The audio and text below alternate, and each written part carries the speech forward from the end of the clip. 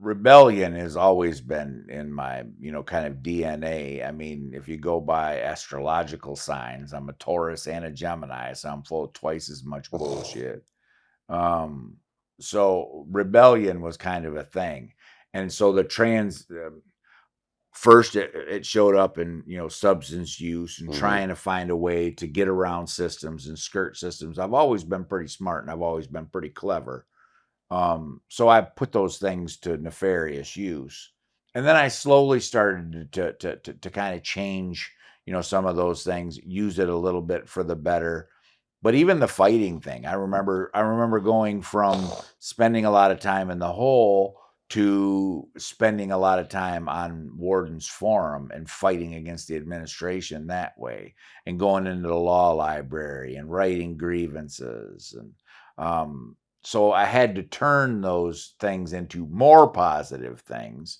Um, but then I had to realize that everything in life didn't need to be a fight. It might have been a struggle, but it didn't need to be a fight. And there didn't always have to be an enemy. My nickname was Dino on the streets. And the reason is because if you remember Dino and the Flintstones, he'd get to barking. Mm-hmm. And I've never been a person who could strike first in a fight. I don't fight like that. You got to hit me. And so I would run my mouth until you would swing on me, and then it was on, you know? And so it was kind of the same thing is that I had spent my life feeling that somehow there had to be somebody that I had to fight against. And I realized that initially who I had to fight against was myself, but then I didn't have to fight the same way. I started to look at things like judo versus wrestling.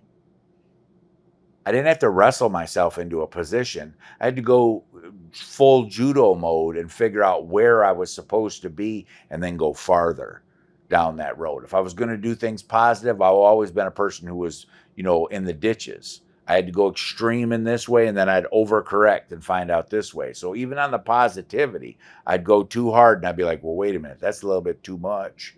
Let's come more towards the middle. So prison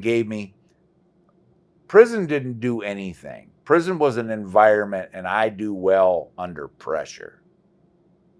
So prison created a pressure-packed opportunity and a pressure-packed environment for me to see who I really was without there being those direct benefits, that direct cause and effect. So it gave me time to learn some of the lessons. A lot of people come home from prison and they haven't done the work yet. And then they got 8 million things to do out here, and it's too hard to do the work. So they fall back on old things. I had done so much work that the only thing that changed when I came home was my environment. My name's Adam Grant. I'm the executive director of A Brighter Way. I'm from Lansing, Michigan, but I'm a citizen of the state of Michigan. I did 27 years in the Michigan Department of Corrections on my B prefix, 2 years on my A. I mean, I don't know. I don't know how. I always feel funny trying to introduce myself, but like I joke with music. So like, Terry Mills from Walk a Mile. Mm-hmm. Fancies himself a little bit of a DJ. I always told him that he had to play finesse if I ever come up on stage for something when he's there. I changed that up now. Now I want it to be jefe, which is it's pretty sweet. But I mean, I don't know. Most people know me. Most people know what I'm about, and what I'm about is I'm a little bit silly, and a lot about taking care of my business. Well, for those who don't know you, where'd you come from, man? Where'd you grow up? I grew up here in Lansing. That's the interesting thing about expanding into Lansing is like, so when I came home, the world had shut down in a lot of ways, and there was a lot of remote things. I got a job clear down in Adrian. Then I ended up getting a job in Jackson, which I actually drove to with that one. And then I came down to Ypsi for A Brighter Way. But Lansing has been home, continues to be my home. And that was one of the reasons I had to bring A Brighter Way to Lansing is because I did a lot of dirt here. And it's my job to help clean it up, That's a first. Yeah. What was it like growing up in Lansing? It was interesting. I'm 55, so I grew up, I came of age in the 80s. And in the 80s, that's when, gang activities started popping off here. And I was on the east side, and that was where they first, started popping up. So, a lot of them coming from Chicago. So there were a lot of vice lords and stuff like that. But I was cool with them, but I never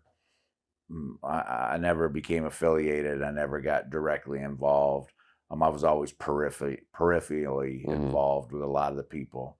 Then I moved to the west side, and the west side was crazy. Yeah. I always joke about the west side.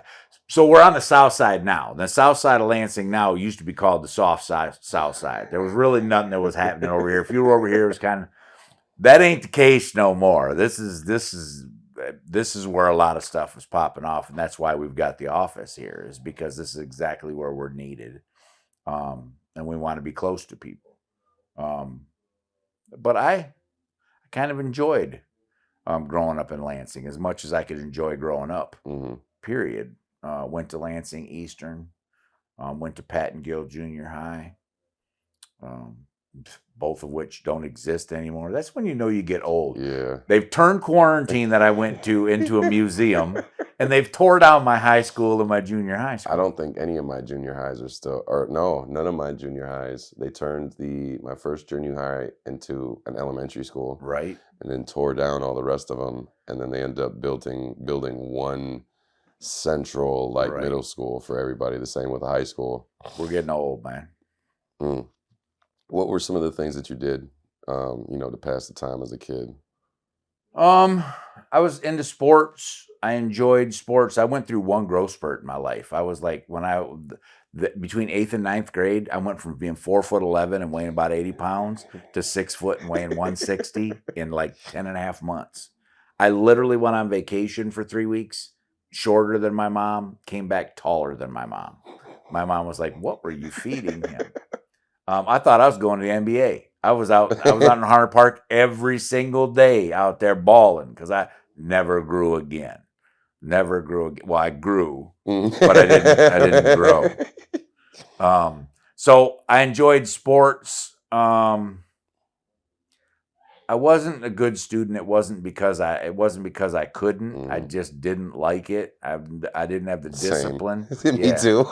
I didn't have the discipline. I didn't buckle down. I was more interested in girls and drugs and alcohol and a lifestyle. I was a mission. I was one of the mission individuals. I did my first stick up at 12. And so I kind of stayed kind of on that mission tip. And my even though I was always a pretty good dude, my street persona was, if there was something to be done and it was a little bit crazy, go pick up Dino. So this started off young, 12 years old. Oh yeah, first stick up. Yeah, the first stick up. We won't get into any details, but no. But a lot of those things started young. I mean, I start my drinking age is 8, and that was because that was the first time that I drank to the point of passing out. 8 years old. Oh, I actually started drinking about 5, because I was in a family of people who drank, and so you get used to it. And I was the first kid by 5 years, so there was no kids' table. So, I remember they were trying to do their best to kind of include me and make me not feel like an outsider. So, when they're all drinking wine, they'd give me a wine glass and they'd have Welch's white grape juice in it. Or they'd buy near beer that looked like and tasted like beer. Non-alcoholic. But I knew both of those were not what they were drinking. So they'd have a couple of drinks, and then I'd get me some wine, or I'd take one of Grandpa's PBRs, and dump it in my near beer can. So I started drinking probably about 5, but I consider my real drinking when I was drinking by myself and to the point of passing out at 8. That blows my mind. Right. Hey, how? Okay, so with all of that, what was what was the childhood friendships like? Being a passed out alcoholic at 8 years old. It was interesting. I've always had a protective streak, and I've had a disdain for bullies. So even in prison, I didn't care if you were soft. If everybody knew you were soft and you didn't try and act hard, I would defend you, because it's he's soft, cut it out. And it was like that. It was like that in school too. So my friendships were, um, they were kind of surface level in a lot of ways, but some of the people that I was friends with were, less than the cool kids. Hmm. Um, but I liked them because I always, something about me let me know that they were always a little bit more authentic, than some of the cool kids that I was hanging out Yeah. with. And I would always defend them. I mean, I remember being a safety. Remember being the school safeties, Oh yeah, the safety cross we patrol. call them I crossing was guards. I was a lieutenant at one point in time. I had the little badge of the whole nine. And one of the kids from the junior high came up there and he was trying to squeeze, one of my guys, and I chased him down the street with a pocket knife. I've always been kind of protective of the underdog. What was what's one of the fondest memories you have with your friends from back in that day? Um, Honestly, that's hard for me to, since drugs and alcohol were Mm, so predominant. There aren't a lot of them. It's just general feeling. Like, I don't remember a lot. I'm terrible with names. mm, I had a few guys that I hung out with, Paul Bashaw and Pat Hazel, that I think about when I was in Lansing. I mean, I had a few others, but, um, I don't know. I don't. There aren't a lot of fond, but that's also probably, some of it's been a coping mechanism. I remember I told my mom that while I was in prison, I actually had to consciously think about positive things because there were hmm. negative things that had Yeah. gone on, and they have a tendency to rise to the surface. And I had to consciously go back and remember. And there was some cool stuff when I really went back and, like, thinking about with my mom. My mom used to let me, before we'd go back to school every year, pick a movie, and I got to go to, and they started out as like Herbie the Love Yeah. Bug Yeah. and E.T. But I remember when I went and saw the Blue Lagoon. Yeah. Yeah. And I'm sitting there like, Brooke Shields, you know? But it's kind of the same thing with friends. I don't think I really had any deep friendships. I bounced around a lot, even though I always came back to the Lansing area. My dad worked in construction, so when I would get in trouble and get kicked out of one house, they'd send me there. And so Hmm. I'd go down to St. Joe, Missouri, or I'd go stay with my grandma in Charlotte, and she'd ship me, down to Georgia, where my, dad was at the time. Um, so my relationships, I'd come back and see people that I'd seen here before, but my relationships were kind of shallow. Hmm. Um, and again, drinking and drugging, you kind of do the same thing. When you have issues with those things, when everything's going bad, you get high. When everything's going good, You you get get high. high. When you're bored, you get high. Yeah. So it was like there was like no really, levels to any of that stuff. And it was the same thing with the relationships. I didn't start to really develop strong friendships until I was in prison. Hmm.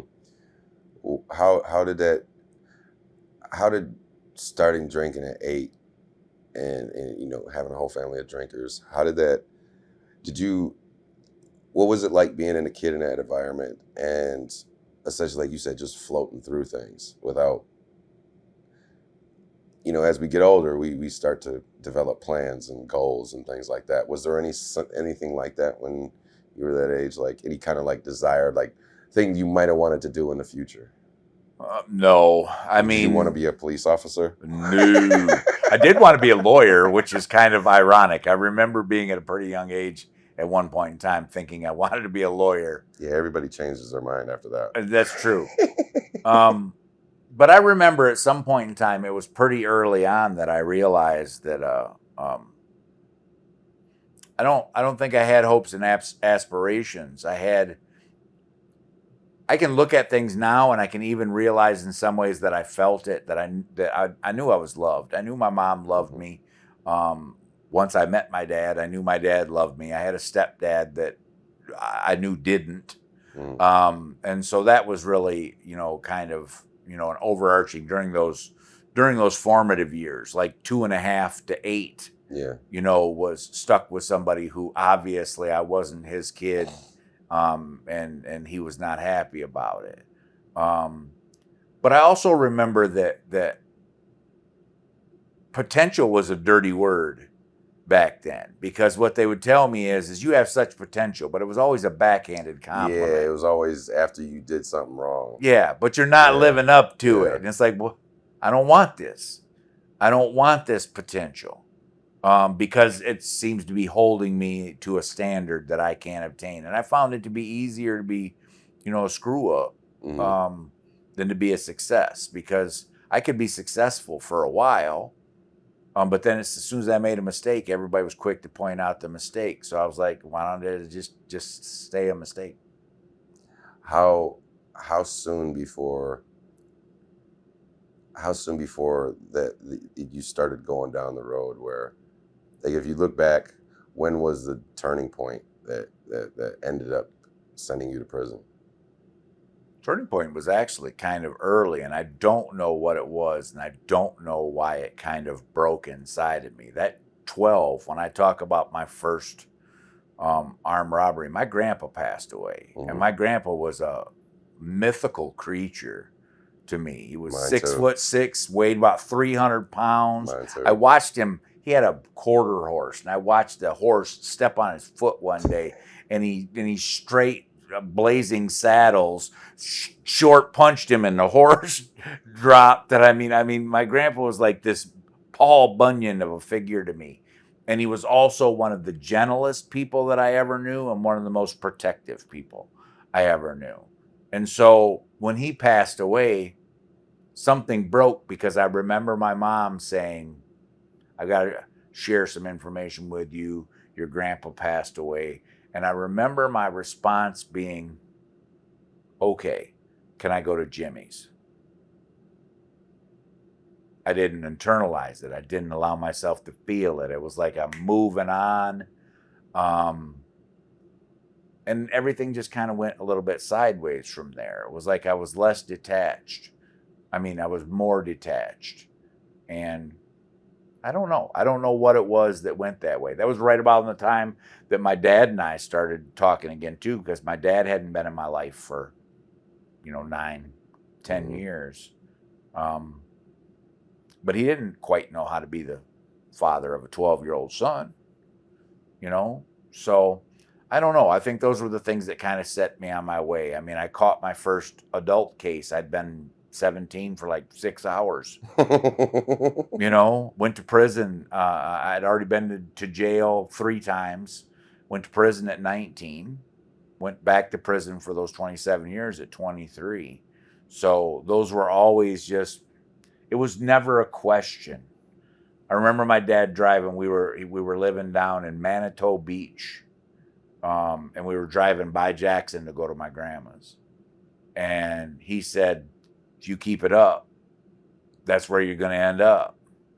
And I remember doing a Captain Obvious look at him like, so?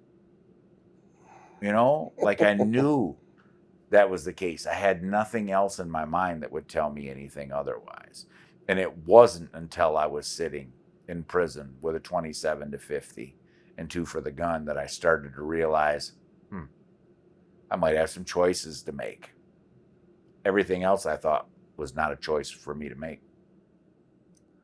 What changed when you went to prison? Not a lot when I first got there. When I first got there, it's the typical thing. I mean, I just turned 23. Mhm. It's 1993, and my outdate's 22 years into the next century. Yeah, right. Are you kidding? That's like Buck Rogers Yeah. and Space Odyssey stuff. 2022. Um, and so at first it was, um, it was same old in some ways, other than the fact that I knew that I was in a different environment, um, and stuff was more serious, and potentially more lethal.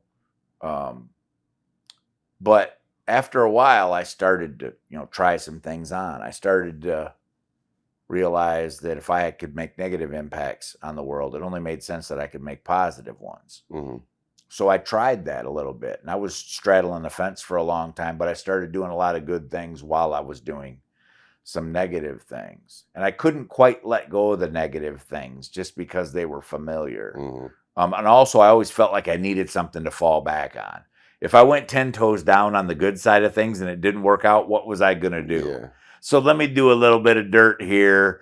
You know, like I've heard that from a lot of individuals. yeah. Same thing with my recovery. My recovery started in 1997, but I slowly let go of certain things until 2002 was when I finally quit everything. And I always tell the story about this because it's hilarious. The last thing I did is I smoked a joint. And I smoked a joint in a cell by myself. I was just gonna ask some questions. Yeah. And I'm sitting in there and I'm about 15 minutes into it and I'm like, this guy's a dick. And it was the first time that I had actually realized that I had come to like my sober self. So when I was something else, I didn't like him. He was a dick and I'm stuck in a cell with him. You know, and I just decided I was done, and I never went back, and I started really working on who I was and who I am, and I became very, you know, comfortable in my skin, and I mean, to me that's my brand. My brand. Some people, they don't believe it because they're so far from it, I think, that they don't believe that this is actually who I am and that I can get along with everybody. Because when you're authentic and you know who you are, who other people are is okay. Mm-hmm. Whatever that is. Now, don't get me wrong. You can't trust some everybody roads the out same there. way. You know, you Yeah. can't trust everybody the Yeah. same way, but I can get along with Mhm. everybody. So, I mean, that's my evolution in there was, you know, being on nonsense, being on less nonsense, being on some good stuff and some nonsense at the same time. And then finally, I just had I had enough, and I was like, let me really try this on. Let me just see if I can really, you know, make a difference. How was your interaction with your family during this time? Like, was there a connection there? Yes and no. I mean, I was Jekyll and Hyde. When I was good, I was really good. I'm all the stuff that you see in me now that people gravitate towards, that was always there. Mm-hmm. It just was not consistent. So you'd get close and you'd care, and then all of a sudden I'd be like, I'm an asshole. Don't get close to me and don't care, and I'd do something stupid. So my family was kind of there. My younger sisters, my younger brother, you know, they all went through some stuff because they're younger than me and they had to Mhm. witness this and they were helpless in a lot of this. My mom was 15 when I was born. I joke with her all the time that she was a really good big sister. And she had only been a little sister. So being a good big sister was a leap for her, but she wasn't ready to be a mom. Um, so you know, we had a tumultuous relationship for a long time, and then I did some stupid stuff while I was in prison um, that they'd had enough, Mhm. and so my mom and I didn't talk for 17 years. Mm. One of my sisters and I didn't talk for 8. One of my sisters still doesn't talk to me. But my mom and I are like this now. I'm like I'm the one that goes and feeds the cat. I knew I'd arrive. All the stuff that I've done since I've been home, nothing was more dope and nothing impacted me more than when my mom gave me the code to be able to get into her house. I was like, I've arrived, you know? So yeah, I mean, the relationship was kind of strained. My grandma was always the person that was there for me no matter what. And she caught some flack from other people in the family for being there for me. Grandmas are like that. My grandma was the same. She was the only one that through my entire prison bit up until she passed kept a landline. Yeah, I know. Nobody else. So to had a mine, she landline. actually had to change it. When I went to St. Louis was one of the first places that changed the system, and she had a rotary phone. Mm. She actually had to get a whole different line in and a whole different phone. But also, my grandma passed away 6 days before I came home. Literally the day after I got home was her memorial. And so I actually got to go to her memorial, but I wasn't there when she passed. But a really cool moment about that too is I went to the hospice that she was in to pick up some of her property. Um, and I was talking to the people there, and they're like, "You're Adam? I used to read your letters to her." Um, so it was kind of cool. It was just confirmation that I was still there. I wasn't there with her, but I was kind of there with her, in a way. How did some of the personalities of your family members, as you were going through prison, how did it influence the way you operated? Like with the relationship that was building with your mother, and then not talking with your siblings and things like that. How did that impact your moving forward? Well, I think I started to realize that I had to do the right thing because it was the right thing, not because of what it was going to yield me. I've always had to learn things the hard way. That's facts. Hmm. Um, and in that situation, I had to learn it when there was no obvious way that I was going to benefit. There was nothing that I was getting out of this. It was not like they were going to come back if I did this. I had to do this in a vacuum and in a world where it often isn't rewarded. I mean, Hmm. prison is not exactly going to reward you for making the right decisions. Yeah. Often it's going to do the exact opposite. Oh yeah. Um, They'll cash your check real quick. but it gave me the understanding of who I really was, because when you're doing things just because what they'll get you, you don't know if it's you or if it's what Hmm. you're getting that's on the other side of it. Yep. With that situation, I knew that the things that I was doing and the things that I was learning about myself were me. And there was no ifs, ands, or buts about it. I remember when I got shot down for my habitual hearing, and it gutted me because I'd been like 15 years ticket free at the time, doing nothing but teaching classes and stuff. And they basically told me to go back in there and do 4.5 more years. And I remember I got back just before count. I was glad to get back before count, so I wasn't stuck on that bench up front during count. But I got back, I got on my bunk and I laid up there, and it would have been very easy to just be depressed, not ever got out of that bunk again. So I'm sitting there and I'm like, man, what am I going to do now? All this was for nothing. Um, and I remember thinking that, and then count cleared. And I'm thinking, what am I going to do now? And I got up out of my bunk and I went down, washed my face, brushed my teeth because I had a class to teach. That's who I was. And I learned it in the most difficult and dire situations where I could have obviously thought, it's over with. What's the sense? Let me use my skills to Hmm. go make a couple dollars and everything else. And I didn't. I was like, because that's who I was. And there was a real affirming moment that I am who I am, regardless of what happens to me. That kind of leads into my next question. When we talk about your interaction with the justice system, how would you describe that? How would you Um, break that down? I mean, it depends on how you look at it. How did I experience it the first time around? I thought I had buzzard luck. Hmm. I just thought I can't get right on life. You know what I'm saying? It's like, of course, this is what I do. I'm a screw up. So what does a screw up do? Where's a piece of crap end up? A piece of crap ends up in the toilet. So ending up in prison was like not even an issue.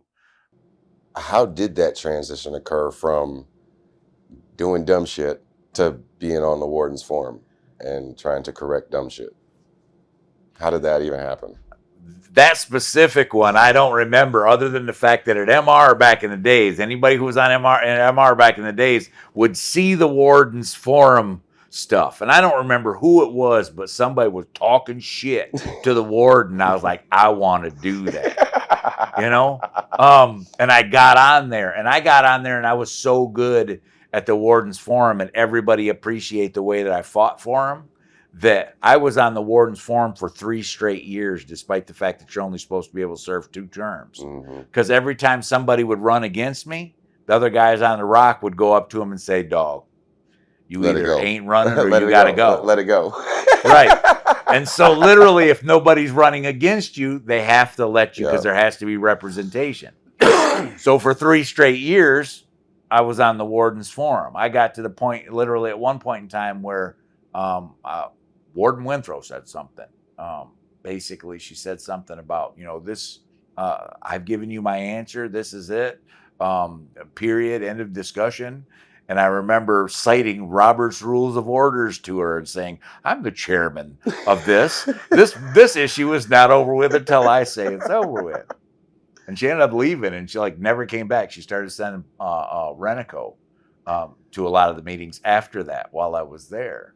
So that transition kind of happened just from, kind of the same vein. But then after a while, it felt good, and that the guys felt that I was representing them, and I was giving voice to what they had to say, and it started to feel good to stand for something. I had never stood for anything in my life. Everything that I did to me was about survival. It was about reputation. It was about all of those things. And I did have a reputation, while I was on the warden's forum, but that wasn't the reason I did it. It just felt so good to stand for something. And I stood for what was right. I stood for the we shouldn't be abused. And if you've got a policy and a set of rules, you've held me accountable, then I should hold you accountable too. You sent me to prison for 27 to 50 years, because I broke a rule that is written on this piece of paper. And every time I bring a piece of paper to you, you act like it don't matter anymore. And so I fought against it. And then after a while, I realized there were other ways to do this. And that's when I got into programs. I went from fighting against something to fighting for something. And I started to realize that in prison, we're short-sighted. We're always thinking about getting out. And I started realizing if I started working towards things that kept me out, it was naturally going to get me out. And so I started working on the bigger picture stuff. And that's kind of where I'm at now. What would you say is the one moment when you were incarcerated that, because I've heard horror stories. Everybody has their own experience. What was the experience that you had that basically set you against the system? Like full on, not the petty, oh, it's just the prison system and my dad's in prison or some shit. I hate the system. Like, what was it about the system that got you to be like, nah, this ain't gonna be happening no more? I don't know if it was a single thing. Like, I haven't had a lot of single epiphanies. Usually I have a series of them. But there are some, like you said, there are some serious things that happen in prison that are just atrocious. If you ever hear somebody jump or get pushed off the fourth gallery, there's a sound they make when they hit base. If you've ever seen somebody get hit in the neck, there's a certain way that looks. And it's not like a horror movie. It's worse. If you've ever seen somebody get raped, those things are powerful. But it was none of those things that really set me against the system. It was the system's response to all of those things that really set me against it. That you would see them turn their back and allow certain things to happen. You would see some of them encourage them, or at least geek them up.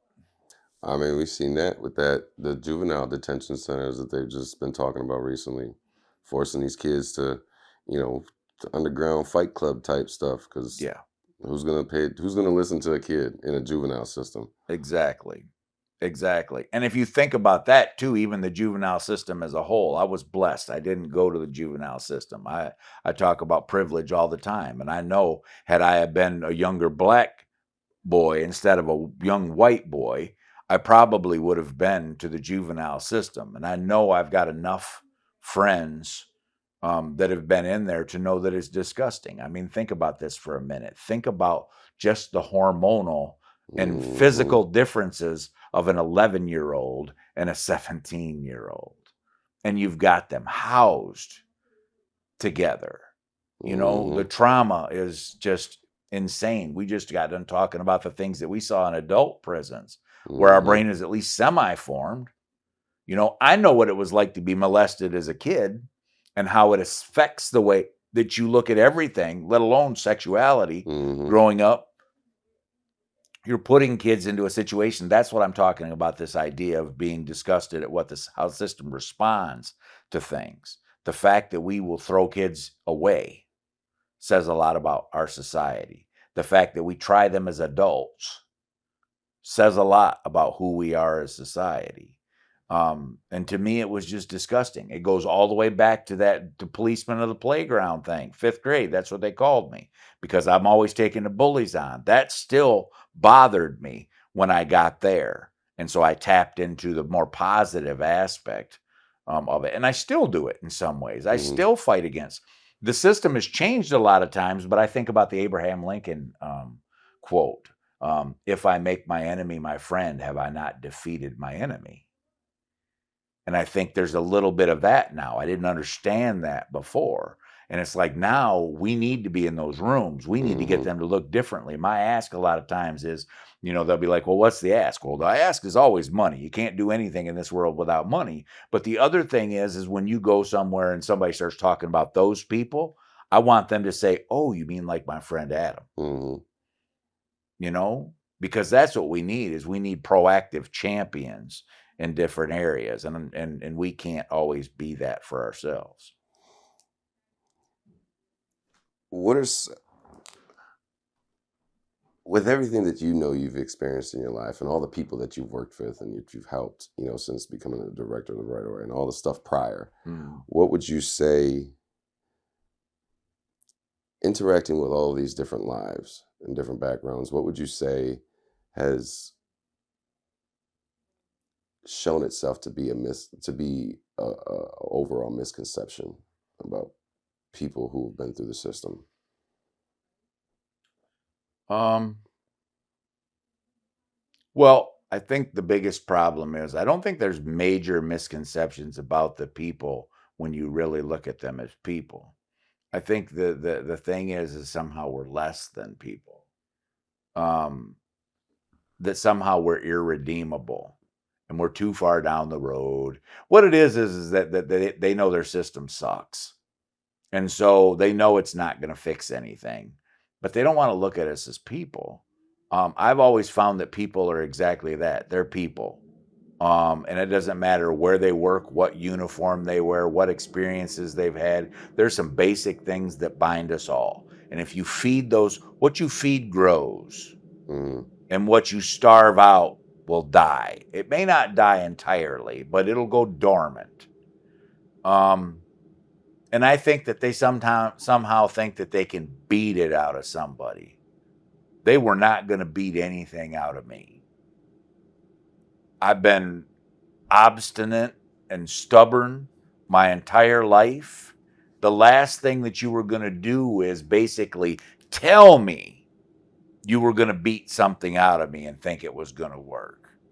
you know and I think that's the way with a lot of us. A lot of us just want to be listened to, want to be heard, want to be cared about, want to be judged a little bit less.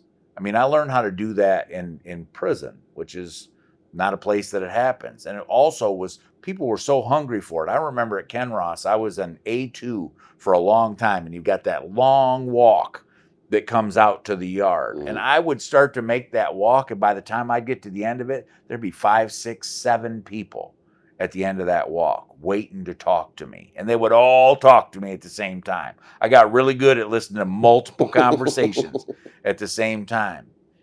But they did that because of the fact that they knew I cared. They knew I was willing to give them some of my time. And that was so rare. I think that's ultimately what people need. It doesn't mean it fixes them. People aren't cars mm. that have a flat tire. They're beings that need to be healed, and that takes time. And everybody's got a different approach to it. You know, I always say that I'm one of the least judgmental people that you'll ever meet, because if I haven't made the actual mistake that you've made, I've been mistake adjacent. Mistake adjacent. I love Yeah, that. I've been pretty close to whatever it is you did, so I get Mistake it. adjacent. That's right. That's right. Damn, I had a question. I forgot it already. I will circle back if I remember. How has the label of felon impacted your life? Different again, the progress of it. I remember, I mean, you do enough time, you know how it is. They went through the progression of names. Yeah. So we were residents, and we were felons, and we were offenders, and formerly incarcerated. And I held the convict title through a bunch of that. Like I'm a convict. I think you were a part of that meeting when because it was I believe it was a Department of Corrections, and it was that notion that what did you say? How did you say it again? I don't remember, but I held that convict. That Nah, man, I am a convict. Yeah, I'm a felon. No, and it got even worse. Think about this for a minute, because I looked for a label, and so I turned my life around one word at a time. So I would look at definitions, and so eventually I settled on I'm a prisoner, because a prisoner is somebody who's held against their will. And then I had a realization after that, I'm not a prisoner, because I'm not held against my will. I'm held according to my will. Mm-hmm. The way that I was doing things made it so that I had to be. That is you definitely hitting a whole bunch of nails on the head right now. And that and when you realize that, and you can let yourself off the hook for some of these nails, convict had a lot of, connotations to it. It was like, I don't do this and I don't do that, and but now all of a sudden you're held prisoner to that title. So I'm a human being, and I didn't allow myself my humanity to even begin to have my humanity until I was 35. Mm-hmm. And that was when I was watching an episode of Extreme Makeover Home Edition, and it teared me up. I was straight crying. First time I'd cried in probably 30 years. And anybody who knows me now knows how crazy is that I didn't cry for 30 years. That's why I cry so much now. But it wasn't because it was sad. I still don't cry a lot about sadness.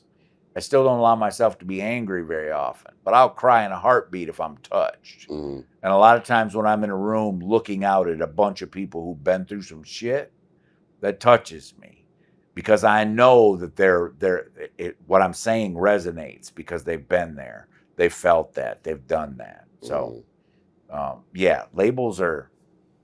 labels can set you free, or they can hold you captive, and more often than not, they hold you captive.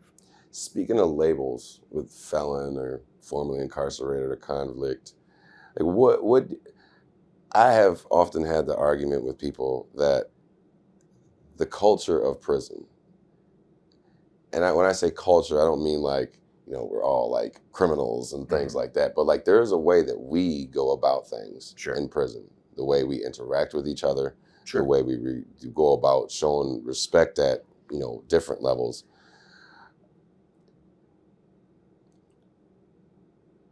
How did that culture influence you, or that set of rules we had for ourselves? Mm-hmm. How did that kind of influence you? It still does in some ways. I mean, there was a joke when I was working at home in New Vision that we had, I can't remember her name now, but she was about this tall and probably weighed about 65 pounds.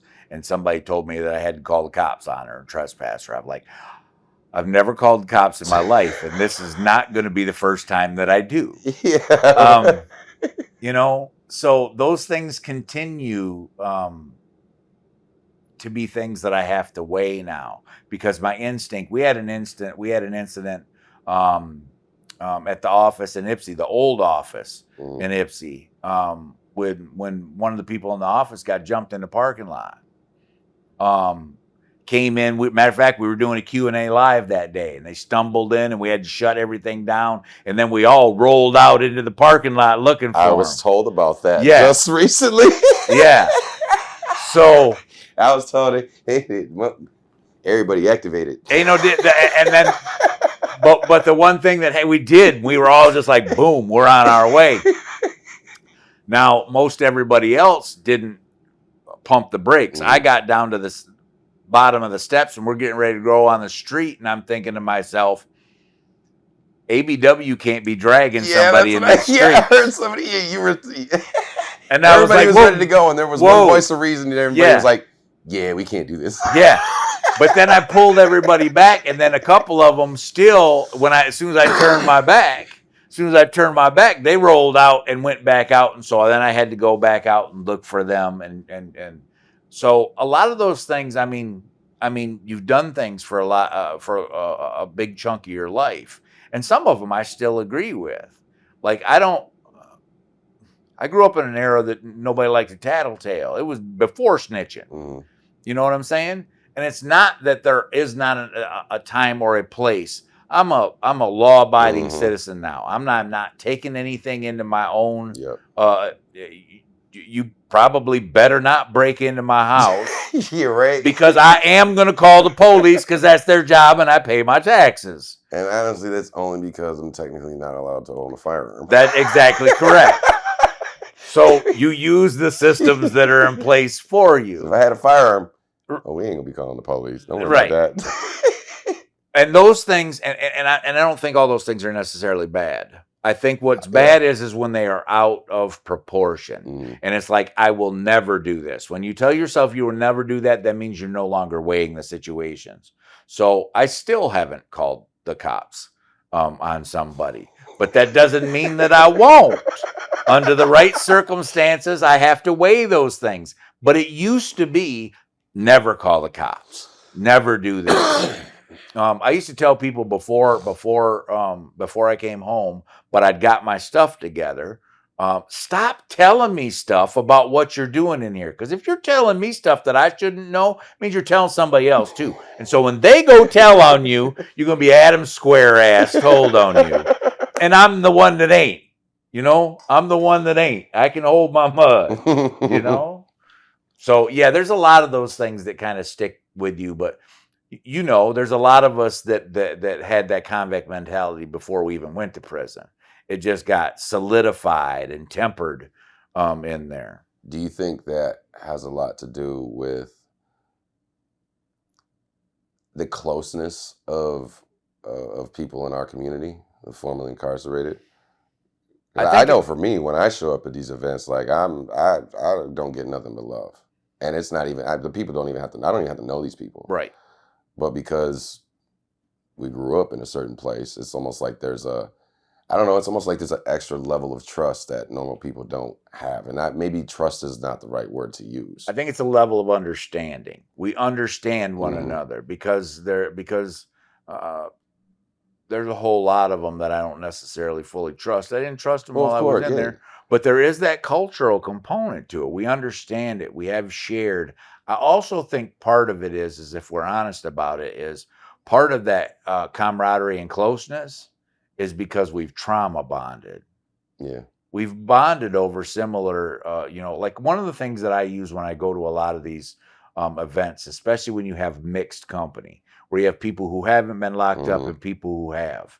But especially when I have a bunch of people who haven't been locked up, I start talking about prison is designed to be traumatic. Let's not forget that. It's meant to be. And they say, well, it's prison. You know? Well, okay. But when you just talk about these general ideas of trauma, people don't understand that. So when I'm standing up in front of a room full of people and I start explaining that, I said, how many in the room have been strip searched? Yeah, that's a doozy in itself. The people who haven't been strip searched get a little bit of trauma right there because they're like, oh, I hadn't thought about that. And then when I got us in the room raising a hand, I say, who've been strip searched dozens of times? Who've been strip searched hundreds of times? Then all of a sudden you see everybody looking around and you can see them shrinking. Because there are so many things that we've experienced that we took for granted. That's no big deal. If you did the mass rideouts, you get shook down with 40 other people in the gym at the same time. So there's a lot of those things that I think just bond us, whether we trust each other or not. I know that you know. Yep. What's And I understood know don't need to what be rules said. you lived by. Yeah. And I think that's I think that's where I would associate some of that trust levels, because let's not act like you don't know the rules that we lived by Right. that kept shit in order. Right. Because out here, Right. shit's a little funky. Right. So let's act like we know. Right. Because I know we both do. Yeah, some things haven't changed. Yeah. Some things haven't changed. I mean, there's certain things that like it don't matter. I don't care whether we're here or there. Mhm. That shit don't fly nowhere. You know, I feel like Dr. Seuss, neither here nor there, nor on the ground or in the air, you know?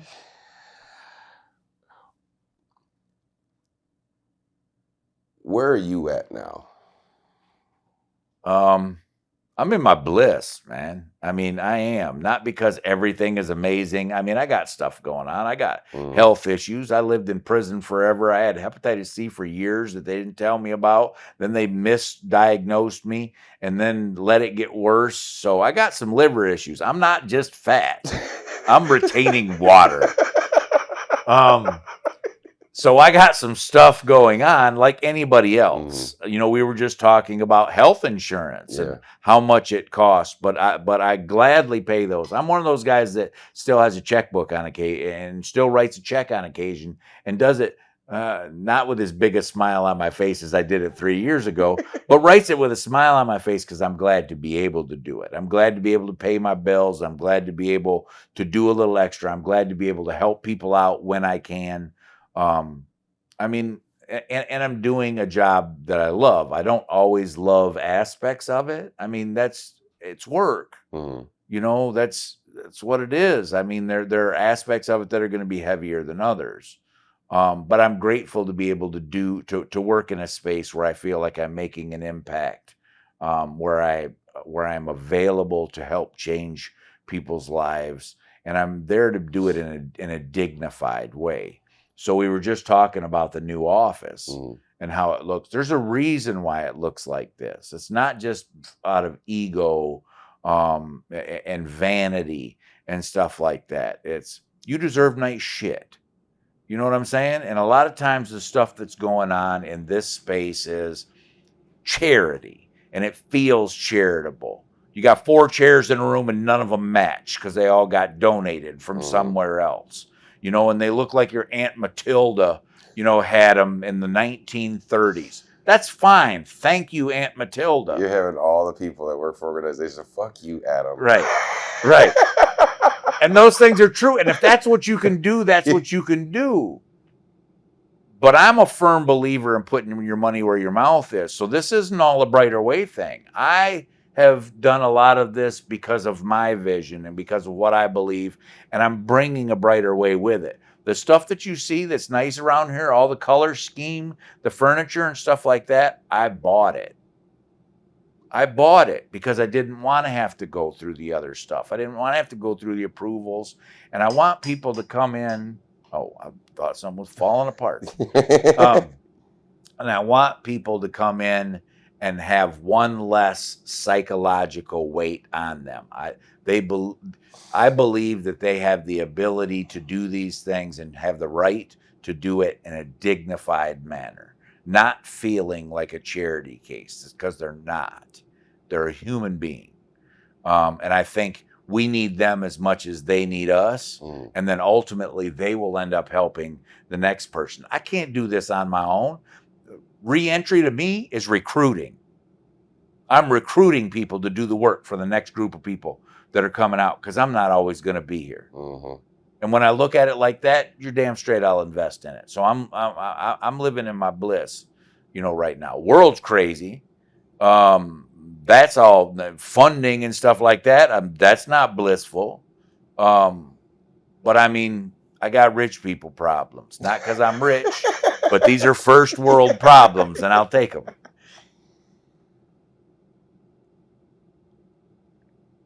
What's next for Adam Grant? Well, one is lunch, because matter of fact, I just realized this. I cooked my breakfast and it's still sitting in a microwave Yeah. out there from 9:30 That this happens morning. that happens to me all the time. I'll go to cook food, put it in the microwave, and because I don't hear it ding, That's it's terrible. gone. You just made me think about it. I was like, well, I did eat. No, I didn't. I cooked it. I didn't eat it. Son of a bitch. I don't know. One of the things that I did learn in prison was to never go too far into my plans. Mhm. I plan for general directions.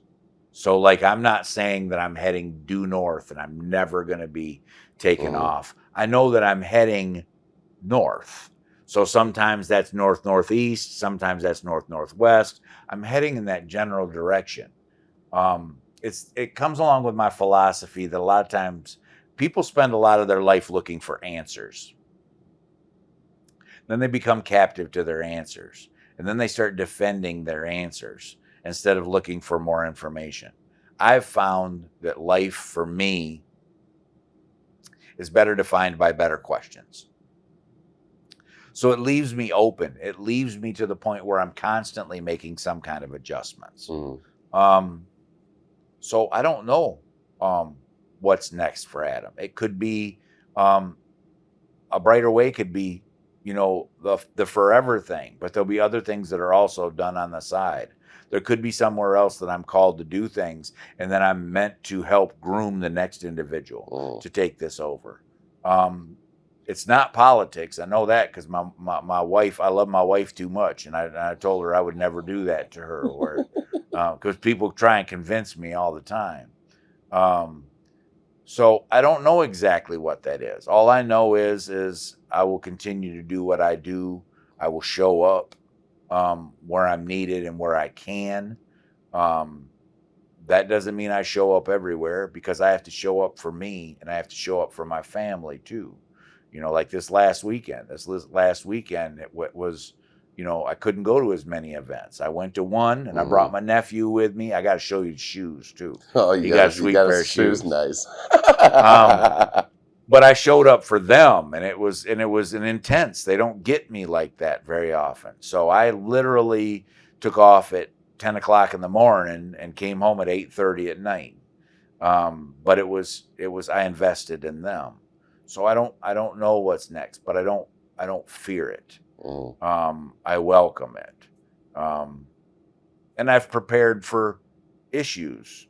When you're a stick up kid, you don't have to think about what tomorrow holds, because you're always cash approximate. Everybody's an ATM. Yeah. You're never broke.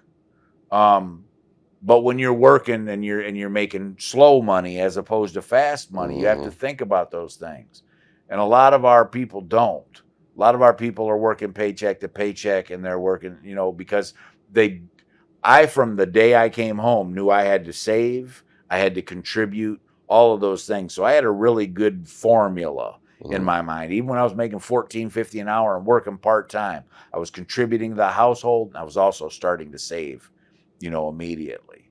So I have that good balance. So if the bottom falls out tomorrow, I can weather it and I don't get squeezed and pushed into a corner. So I don't know what's next, but I believe greatness. Greatness is always on the horizon. So's tragedy and chaos. But greatness is on the horizon. Speaking of, some of the things that you knew you had to do, and some of the issues that you see with people coming out of prison, what advice would you offer to those individuals currently facing, like, getting ready to come home, getting ready to put their feet on the ground, and knowing what world they're walking into? Like, what's the 3 pieces of advice that they shouldn't even argue about doing? Well, hopefully you didn't just start, because a lot of times people put that off. You know, people a lot of times do their time acting like the world out here doesn't exist, and they're trying to protect themselves from it. But then they become even more shocked by it when they get out here. I would say the main thing is this: I was a terrible salesman. I tried to be a salesman when I was like in my teens. No, I might have been in my 20s when I was out on parole. Terrible. Couldn't sell nothing. It's because I didn't believe in my product. It's not that I haven't been able to lie. Mm-hmm. I haven't been able to lie in a way like that where, and so it didn't work. When I came home, everything fell into place the way it did because everybody says, you'd make such a good salesman. Because I believe in my product. My product is me. When you come out of prison, that's all you got. You don't have a work history. You don't have all of these things that a lot of other people have. But what you have is you have your lived experience, you have the lessons that you've learned, and you bring something to the table that nobody else does. I came out after 27 years, and did I have some concerns? Yeah. Did I have some concerns that I wouldn't land on my feet? Hell no. I knew I would. I didn't know where that would take place. I didn't know what it would look like. I didn't know if I was going to be the regional manager of some damn store and trying to do this kind of work on the side. I didn't know how that looked, but I knew I was going to succeed. Even when I was 30 for 30 and they rescinded the job offers on every single one of them, I still knew that somebody was going to realize what I had to offer and I was going to get that opportunity. So believe in your product, and the product is you. Don't expect it all at once. Nobody gets it all at once. I mean, seriously. And if they do, they usually jack it off and don't do a very good job with it anyway, because they didn't respect it. Part of the respect comes from the grind and getting it the hard way and knowing you've worked for it and earned it. So, and the third thing is this: give your people some grace. People come home all the time and they think somebody owes them something. Don't nobody owe you anything. And don't nobody owe anything that you ain't willing to give yourself. So like we always talk about people giving people second chances and all these things, and we don't do none of it. We're talking about, I think it was Aesop that said, the scales with which we weigh the damages done to us and by us are not the same. So when somebody else does something, they own some bullshit. And when we do it, I'm just trying to survive. Our family didn't do anything to go to prison, but they still did a bid. The only difference was their yard was bigger. The fence still kept them from something that they loved. The only thing that they did was, love us. And they had to pay a price for it. Don't make them pay a price for it when you get home. There's a lot of stuff you can't do. You can't decide when you're going to get work. You can decide how hard you're going to work for it. But that's not the only way you could contribute. Before I got a job when I came home, I took care of all the domestic stuff with my fiance. I washed the dishes. I cleaned the house. Bed was made, all of that. She came home. There was something to eat. People got this really narrow idea of, I want to contribute, but I want to contribute in these specific ways. You contribute in the ways that are available to you. I came home just before COVID hit. Me too.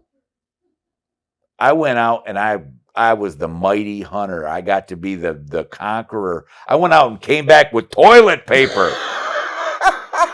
Yeah, that was a task back then. It was. Shit, you had to go to war for some toilet paper. It was.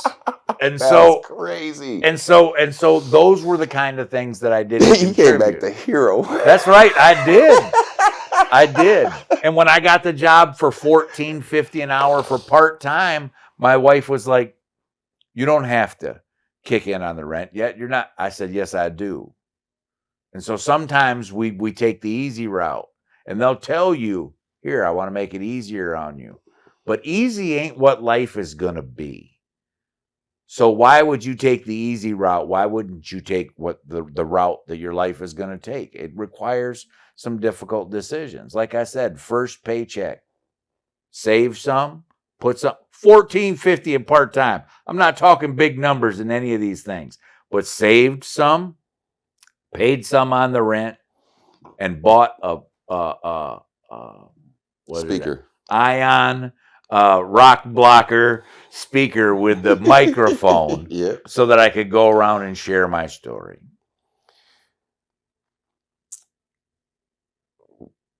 What's your last word?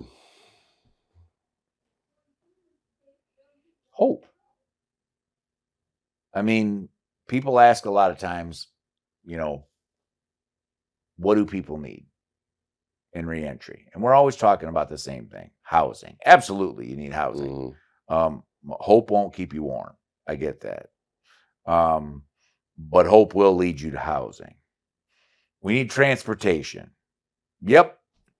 Doesn't do any good to just hope. I get that. If I stand out there on the side of the road with my thumb out, somebody comes by and says, where are you headed to? Well, I'm headed to Toledo. And they say, well, I'm just only going to Ypsi. Mhm. Be like, I'm good. I'll wait. What's the odds of somebody? I'm hoping that somebody comes by who's driving to Toledo.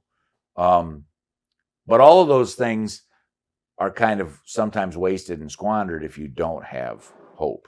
If you don't have hope that something else is going to come, if you don't have hope that this is going to lead to that. I think hope is a commodity in this day and age that's few and far between, not just amongst our population. Um, that doesn't mean that you're hopeful, that you're just brimming over at the edges with hope, Mhm. but it also means that you're not hopeless. Yeah. You're somewhere on that, kind of spectrum in between. And some days I'm more hopeful than others, but I'm never hopeless.